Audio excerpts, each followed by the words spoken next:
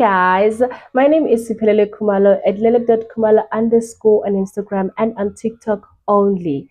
And this is my YouTube channel, Revelation and Growth. In this channel, we are all about growing closer to God and building a personal and an intimate relationship with Him. And my goal for after every video is that we are able to go and examine ourselves, do some self-introspection, also check in with our relationship with God. If that is your type of content, please do tune in every Monday. I invite you to subscribe, like, and share, and then invite your people as well. Press that notification button so that you'll be notified every time I upload a new video. So, happy new month of September. Okay, in this month, we will be talking about you or us, but then I'll just say you being the center of everything that is happening in your life, right? So our hashtag for this month is it's you. It's on you. Hashtag it's on you. Without wasting any time, let's get to today's video now, shall we? Enjoy. So on today's topic, we're going to talk about you are too desperate, right? And right here below, I said this is why the enemy intervened. So the enemy intervened. We'll firstly start with describing desperation. Desperation is the feeling of being in such a bad space that you will take any risk or do anything to change it, right? I need us to highlight you will take any risk or do anything to change it. You compromise. So this is what desperation is.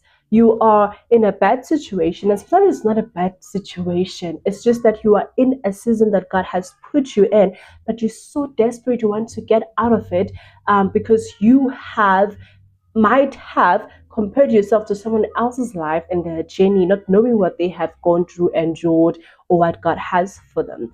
And also we tend to be desperate when we want to control God, when we want to control how God moves and His timing, when we want to control how God should answer our prayers and how God should bring the things that we have prayed for. And when we are desperate, we end up compromising our values. We end up destroying or not fulfilling our vow and promise to God. So this is what desperation is. And most of the time, desperation is caused by impatience. We are not patient with God.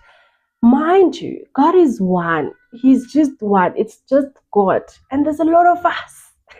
And He has to hear us every day, each and every us. And the thing is, God is so powerful that He can hear all of us. He knows our requests, and He has all of us best interest at heart, right? But the thing is, we are so much in a hurry, and we want God to also move in our pace, and that we end up being so desperate that we'll do anything to get to where we want to be, or to acquire and get the things that we want, without following God, without following God's lead, because sometimes we think that God is slow.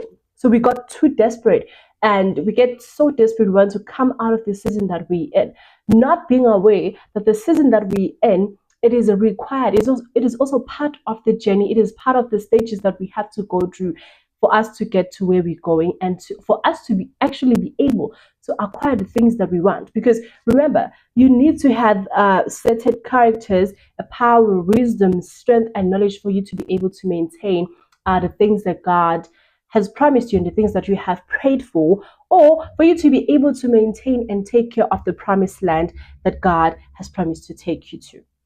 There's a certain version of yourself that you need to be, the version that is actually the person for the job, or the person for the land and for the promises. You need that maturity, that wisdom, that knowledge, that strength, the network, your circle. You need to have grown and become the person that God has called you to be, for you to acquire those things and for you to get to where God has promised you. So we get too desperate that we will take risk and we will do anything, and we will end up compromising even God's values, His will, and His commandments, just to get what we want. So desperation is caused by impatience, but also desperation sometimes, for some people, it is caused by being a people pleaser. And I always wonder, these people that you want to please so bad, do they have your destination in your hands?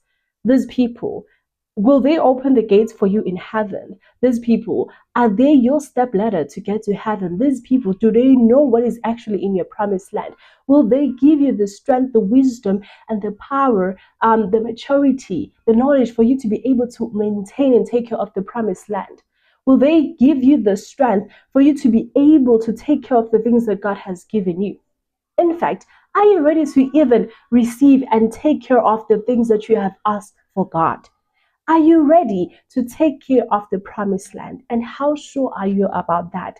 Is your character uh, for those things? The wisdom, the strength, the power, the version that you are right now, is it the version for the job? How sure are you that you are the man or the woman for the job? So desperation sometimes can be brought by wanting to please people. And another thing, desperation can be brought by wanting to have these things so much so that we can brag about them. So you can see that this is also just for us to, sometimes we want to feed our pride. We want to feed um, our pride. That's literally the only thing that comes to mind, because it is only pride that will make someone brag about things that they have, while the Bible tells us and teaches us to not brag about things that we have, because it is a disgrace. So sometimes desperation is caused by impatience. It is caused by being a people pleaser. It is caused by pride, because you want to brag to people about the things that you have that they do not have, which they actually don't care, because God is their everything. While you think you are still with God, He has actually moved. He did not leave you. He just took a step back because you decided to do things your way, right? So it is not God. It is not witchcraft. It is not um, people attacking you or whatever. It is not ancestors or whatever. This is on you. You are too desperate. And so the enemy intervened. The enemy was so happy to feed your pride and your hunger to acquire materialistic things, things that you will leave here on earth. So, what this is what desperation does to a Christian. It blinds you. It blinds you that you can't see counterfeit. You can't see that sometimes we are so desperate that we rush God. So this is what desperation does. Ne? It opens the door for the enemy to actually come in and give you what the thing that you are so desperate for. And most of the time, because we're desperate and we have been blinded by desperation, we don't see that this is God, this is the enemy. He has brought a counterfeit of what God has actually promised you. Meaning, God still has your promise kept with Him, but the enemy has given you something that looks exactly like what God has promised you. And because you're desperate, you won't see it. You are blind to see counterfeit. You will be so blind that you won't see that you're no longer communicating with God, but it is your desperation that puts you where you are. Number two, lack of discernment. You will take whatever comes your way just to make sure you get what you want and you get to where you want to be. Right? This is what the definition of desperation says. You will take any risk or do anything to change whatever season or situation that you want to come in. So when you are desperate, you will lack discernment at all. Firstly, it is blindness, and then you will lack discernment. There is no way that you have discernment when you are blind. How are you supposed to see that this and this and this? How are you supposed to discern that this is not something you need to have in order for you to get to where you want to be? But because you're so desperate and you're blinded and the devil has intervened, you will take whatever comes your way and you will think that God has sent it. Number three, you will lose touch with God. You will lose your hearing of the voice of God, and you will start deceiving yourself and convincing yourself that this is God leading me. This is the time. It's time to get out of this situation. It's time to get out of this season. And this is the time for me to be here, and here, and here. God and I agreed that by 25, I should be married. God and I agreed that by 30, I should have this business. I should acquire this. I should have so many cars. Because you're so desperate, the enemy intervened. He blinded you. He brought counterfeit. Imagine the enemy bringing you a counterfeit of a husband or wife, the enemy bringing you a counterfeit for business or financial breakthrough, a counterfeit breakthrough, and you think it's God. You know, the bad thing and the worst thing that can happen there is those things will go. Because anything that the enemy gives you is temporary. He does not have the power to maintain whatever he gives to his people. Yeah, I said it. The last one is that okay, I've already said this, but desperation opens the door for the enemy's intervention. And you won't see that this is the enemy, right? And another thing is that when the enemy intervenes, he will make you believe that, okay, it is time, it has come. See this counterfeit that he has given you, right? And you will think, okay, things are happening because you are desperate, you don't see, you lack discernment. Those things will go. You will this is there's this thing they call almost syndrome. You will start experiencing almost syndrome, where you take 10 steps further and then 100 steps back. You will end up experiencing the almost syndrome because you're so desperate to attain things and lifestyle at a certain age. Oh, guys, you are literally trying to be the center of your life instead of God being the center of your life. Especially, I have a problem with people who have sat down with God, have a plan with God, a strategy, have a vision, and their vision aligns with God. They know exactly what they're supposed to do. They know exactly their assignment and their purposes. But because they're so desperate to acquire a certain things so that they can brag to people. And also, some people just want to testify that God has done this for me, as in they're helping God or they're trying to win souls in the kingdom by doing some things and saying it is God. It's like it's a fake testimony. I don't know. It is desperation. Desperation will make you do a lot of stupid things that do not make sense, and to you, they'll make sense because the enemy has intervened and you no longer have the Holy Spirit to give you discernment or help you and bring you to correctness. Um, Desperation will make you turn insane. You will think you're right when you're wrong and you won't see it. You'll become so stupid and foolish and do things that do not align with the kingdom of God and you think that they do. So stop being desperate. This is on you. You are desperate. Where are you rushing to? Live on your own pace and your journey. Do what God has told you to do, and he will definitely grant you your request. He will definitely give you things that you want. He will definitely lead you to your discernment. There are things that you know that you need to do. There are things that you know that you need to let go. There are characteristics that you know you need to attain, you need to have. You need to turn your heart from being stone to be soft. You know that your heart needs to be cleansed. You know that your intentions need to be pure and clean. You know that your mindset needs to change. You are not doing all of those things. You're not taking accountability. You are not working on yourself. And you want God to send you to the promised land to give you the things that you have requested for. And you want to blame God that He does not hear you or He's not listening when it is on you. Because remember, when you have entered into this relationship with God and you have a vision and you've discussed strategies and plans and everything, this is a partnership. He easily plays his part. It is so hard for us to play our part and we think that God is not listening. Do some self-introspection, examine yourself, take accountability, work on yourself, and you will see that this whole time it has been on you. So I'll make an example about someone who was so desperate for something that, yeah, things went bad, right? Saul, it is in the book of Samuel. Saul was too desperate to become king.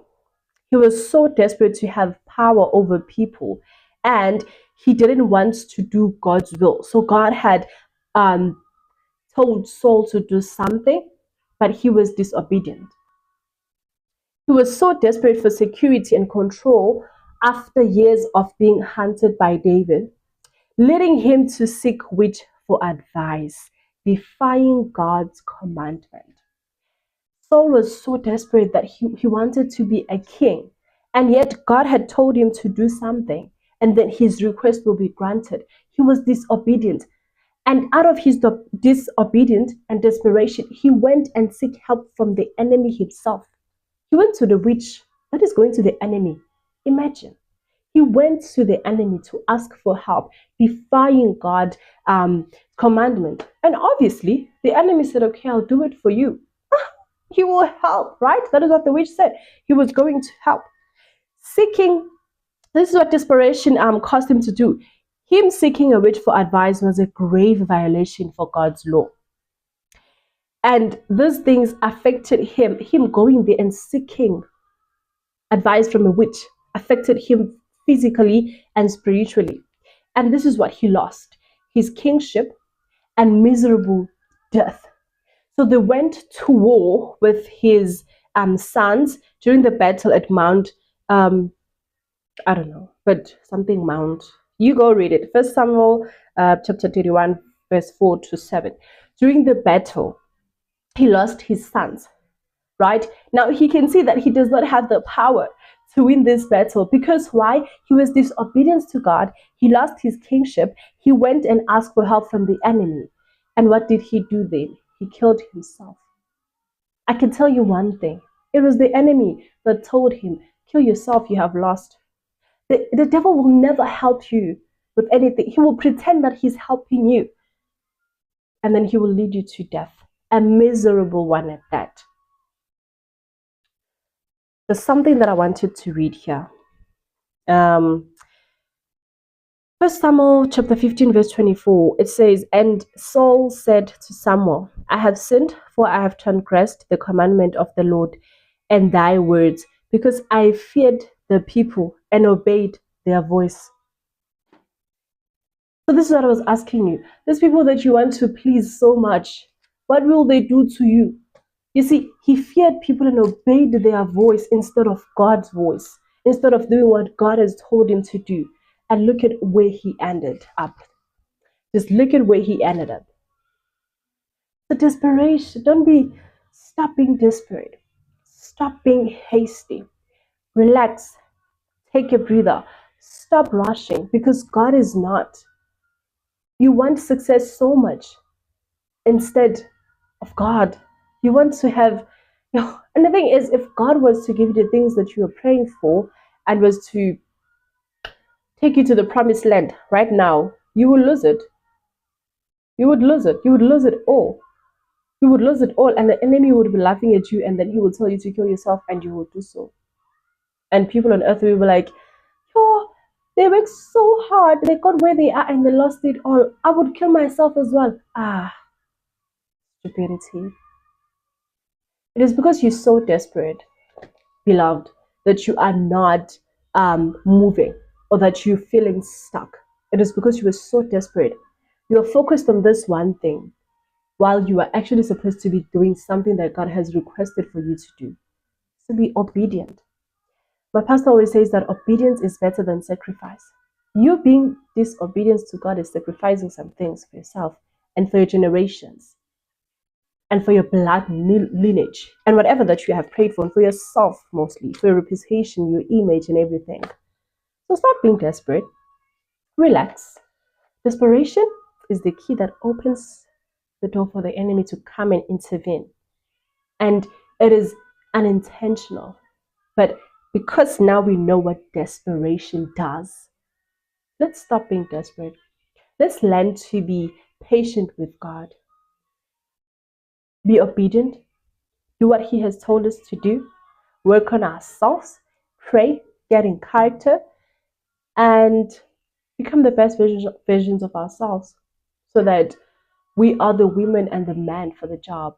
We are the women and the men for that promised land, and we are going to take care of it. The thing is, God needs to trust you before He gives you something.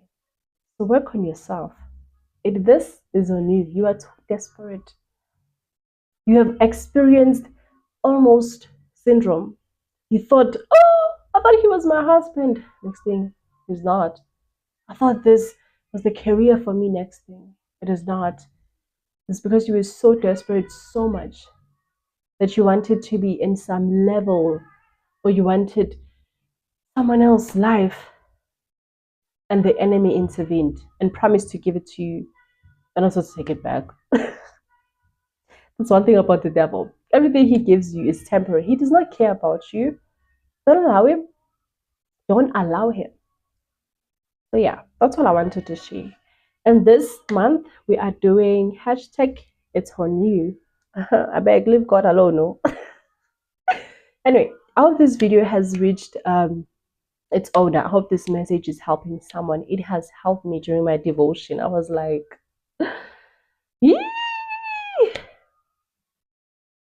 So stop being desperate. Be patient. God is going to do it for you. Hold on. Work on yourself. While God is working on it, work on yourself and make sure that you have the tools, the experience, the skills, the maturity, the strength, the wisdom, and the knowledge, and the version that you are becoming, that you'll be able to handle those things, that you'll be able to take care of the promised land, that God can trust you. He will do it. Relax. He will do it. He loves you. Stop being desperate. It won't do anything for you. It will kill you instead. And that is all I wanted to share with you guys. Have a great week. God loves you. I appreciate you. And I shall see you next week with another one. Yeah. Bye. I keep it tall, we ain't coming for peace.